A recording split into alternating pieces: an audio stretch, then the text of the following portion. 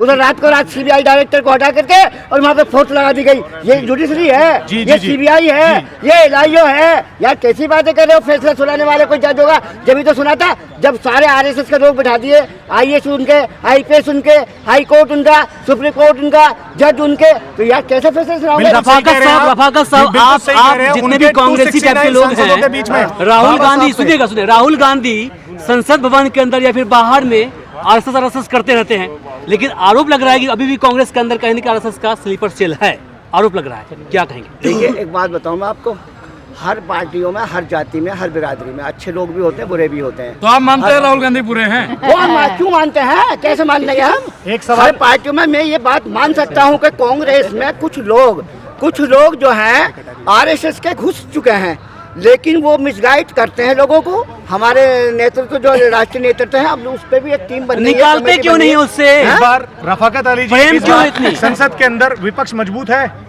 अरे इस बार संसद के अंदर विपक्ष मजबूत है, बिल्कुल मजबूत मैं है। फिर आपको बता दूं, संख्या के साथ था। जब अमित शाह जी ने बाबा साहब पे एक अभद्र टिप्पणी करी तो उस समय विपक्ष उसी समय खड़ा होकर के विद्रोह क्यों नहीं करा? वो सुनता कैसे रहा?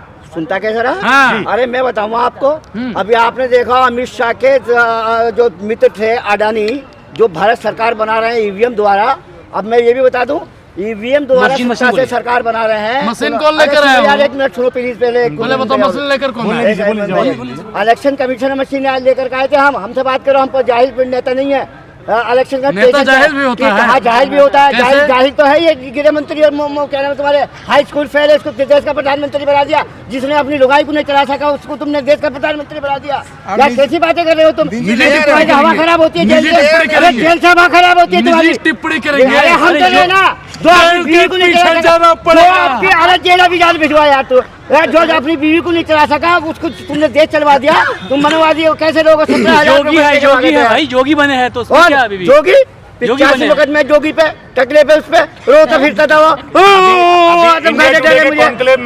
इंडिया टुडे के कॉन्क्लेव में राहुल गांधी जी पे एक टिप्पणी हुई है कि उनका विदेश में परिवार है, और एक रील के साथ मीम काट के चलाया जा रहा है जिसमें एक महिला उनके साथ भोजन करती हुई दिख रही है। क्या कहेंगे उस पे? वो कौन महिला है? एक बात बताइए, मोदी जी के साथ जो है स्पेशल जो है जातीय ट्रेन में, उस पर कोई नहीं करता। आपको कौन महिला है, कौन उनको है? जो देश के प्रधानमंत्री जो जाता है अलग बात है। नेशनल मीडिया पे राहुल गांधी जी पे आरोप लगा है। मीडिया है सबसे पहले हमारी ताकत बनी ना, ये जितने भी चैनल है 99 एक दिन में इनको ना लोकतंत्र को बचा दूंगा, एक दिन के अंदर। इन पर जिस दिन 99 चैनल जो है, अरे हमें बताना कैसे बचेगी? अरे यूट्यूब में पहले सुनो यार, ये 99 चैनल जो है, ये जो मीडिया के मोदी मीडिया है, तुम जैसे तो लोग आवाज पहुंचा ही रहे हो, तुम नहीं कर रहे। मेरी बात सुनो, हाँ एक दिन में लेसन जल्द हो जाएगा, सब खत्म हो जाएंगे अपना। अभी आज मिसगाइड गुमराह कर रहे हैं लोगों को, हिंदू मुसलमानों को डाइवर्ट कर रहे हैं, कश्मीर पाकिस्तान की बात कर रहे हैं, किसके माध्यम से कर रहे हैं? राहुल गांधी जी पे लगाया है। अरे यार एक बात बताओ, ये जो है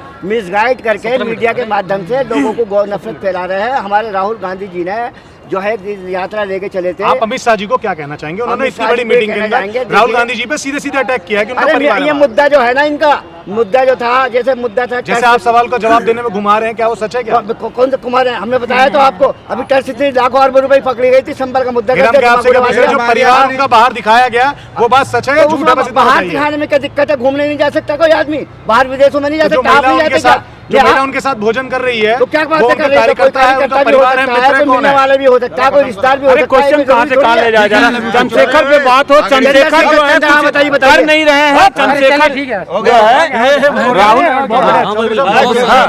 15 मिनट हो गए, 17 मिनट लग रहा है कि उसने कल 2 दिन पहले संसद भवन के सामने में, उनके परिसर में 2 सांसदों को धक्का दिया, आईसीयू पहुंचा दिया। बताइए। देखिए मैं आपको बता दूं, फॉर्मर कैंडिडेट लोकसभा अमरोहा रफाकत चौधरी, दिल्ली प्रदेश जॉइंट सेक्रेटरी सेवादल, सामने ऑफिस है मेरा।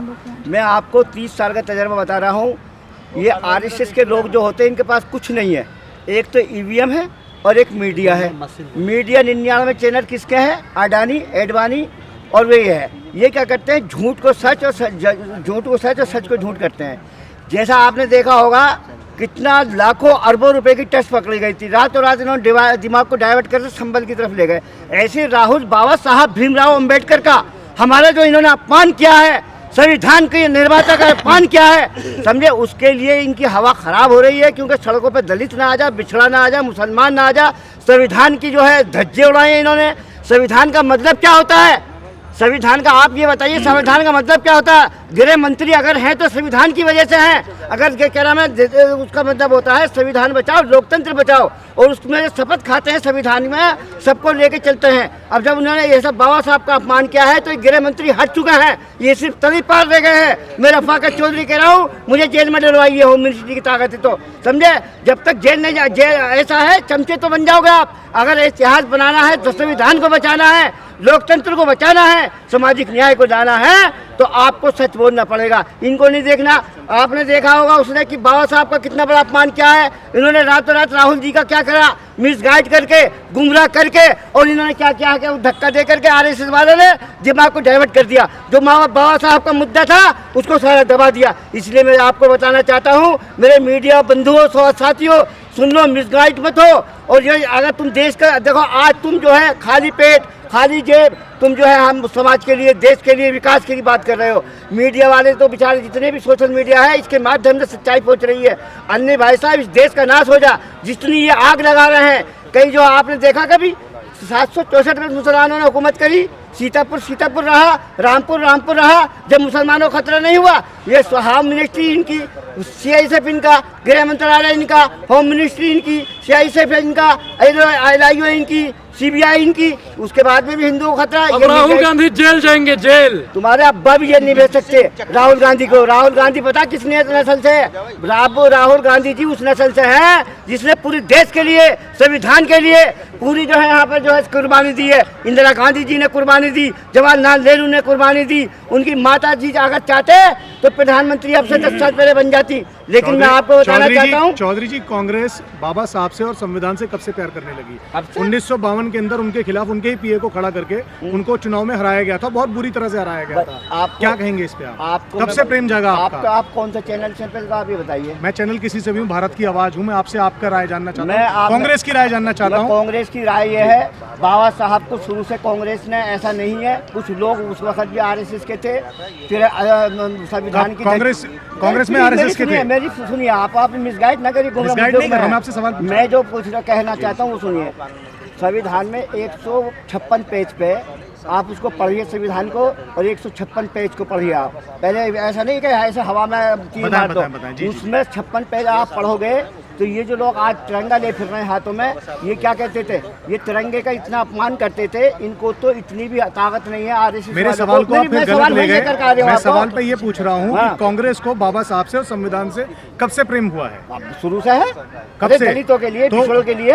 उनके PA को, जिनके खिलाफ उनको लड़ाया गया था, उनको पद्म विभूषण पहले दे दिया गया, और भारत रत्न बाबा साहब को बाद में दिया। क्यों? किसी तुम्हें यही नहीं पता? बाबा साहब को भारत रत्न कब मिला? किसने दिया ना, आप बताइए ना। किसने दिया? आप पत्रकार हो। चौधरी जी, चंद्रशेखर कुछ नहीं बोल रहे हैं। सुनो, इन्हें ये भारत की आवाज बता रहे हैं। कांग्रेस ने दिया है। कांग्रेस के साथ कौन थे? VP सिंह की सरकार थी, VP सिंह जी ने दिया। उसमें कहने की में सच्चाई जो है, जो संविधान बचाने वाले लोग होंगे, VP सिंह ने भारत रत्न दिया। मैं झूठ नहीं बोलूँगा कि कांग्रेस ने दिया। आपको फिर ज्ञान ही नहीं है, आप मिसगाइड, गुमराह कर रहे हैं लोगों को। संविधान कांग्रेस की बात, कांग्रेस में एक कमरा है, एक कमरे में 7 कमरे में एक कमरे का है, उसमें 7 है, दलित भी है, पिछड़ा भी है, जाट भी है, गुजर भी है। हर पार्टी में चले जाइए आप जाकर के। राम मंदिर की लड़ाई किसने लड़ी थी? कल्याण सिंह ने। वहाँ पर जो है जितने भी दलित नेता थे, बिछड़े नेता थे, एक बताइए कोई कमेटी में हो तुम्हारी? तुम कैसी बात कर रहे हो? RSS है क्या चीज़? RSS तो हिंदू मुस्लिम, उनको तो इतनी ताकत नहीं खुलकर बोलना है। वो तो डरपोक आदमी है। उनको तो अगर संविधान बचाया किसी ने, दलितों ने, बिछड़ों ने, माइनॉरिटी ने, ऐसा नहीं है। मैं आपको बताना चाहता हूँ, राहुल गांधी को जो मिसगाइड और गुमराह करके पप्पू करते हैं ना, ये क्यों कहते हैं? उसकी वजह है तालीम याफ्ता है। राहुल गांधी से इन्हें डर ये है कि राहुल गांधी अगर देश का प्रधानमंत्री बन जाएगा तो हमारे जो है फिर क्या होगा, अनपढ़ होगा। ये 2003 में इन्होंने OBC का सर्टिफिकेट लिया, शक्ति सिंह जी ने RTI लगाई। ये कौन है? ये बनिए हैं, चाय बेची इन्होंने। कैसी मिसगाइड गुमराह कर रहे हैं लोगों को। चौधरी साहब, चंद्रशेखर जी जो हैं दावा करते हैं कि हम लीडर हैं, लेकिन राहुल जी की तो प्रशंसा हो रही, चंद्रशेखर जी तो कहीं है नहीं इस लड़ाई में। चंद्रशेखर जो है, चंद्रशेखर को मुझसे ज्यादा जानते हो। मेरा दोस्त है ये भगवान जाटव, जो VP सिंह जी के साथ रहते थे। ये वहाँ पर रात को रुका। ये क्या करता है? ये तो क्या नाम है, झारखंड का है, उत्तराखंड का है भी नहीं, ये है बाहर का। इसने क्या करा है कि ये आरएसएस के और बीजेपी के लोगों ने मिलके मायावती को, दलित को, बिछड़ों को खत्म करने के लिए, दलितों को मिसगाइड करने के लिए दलित नेता लेकर के आए। ये बाबा साहब भीमराव अंबेडकर के बारे में बोला कैसे? आप ये बताइए, अगर ये दलित नेता है तो इसे खुल कर आना चाहिए था सड़कों पे, क्यों नहीं बोला? ये सिर्फ दलितों की पार्टियों को खत्म कर दिया है। मुसलमानों के जो लीडर होते हैं उनके घर पे चला जाता है, अपना कुछ दिखाता है। ये है क्या? उस्मानपुर में, प्लीज मेरी सुनिए, उस्मानपुर में इसने जो है कोर्ट बंद कर दी। वक्कार चौधरी एक में था, एक वक्कार है जो यहाँ से MP का इलेक्शन लड़ाता हूँ, मेरा ही चेला है, समझे, आज BSP में चला गया, वो उनमें साथ थे। इसने झगड़ा करा करके उस्मानपुर में, समझे, भाषण देकर चला गया, टेलीफोन तक नहीं हुआ। ये फ्रॉड लोग हैं, फ्रॉड लोग ज्यादा दिन नहीं चलते। हम रफाकत चौधरी आपको बता रहे हैं, राहुल गांधी को लाना होगा, देश को बचाना होगा, संविधान को बचाना होगा। अमित शाह कह रहे हैं कि हमने कोई अपमान नहीं किया बाबा साहेब का, कांग्रेस लगातार हमें बदनाम कर रही है। अरे अपमान, इससे बढ़कर अपमान क्या होगा?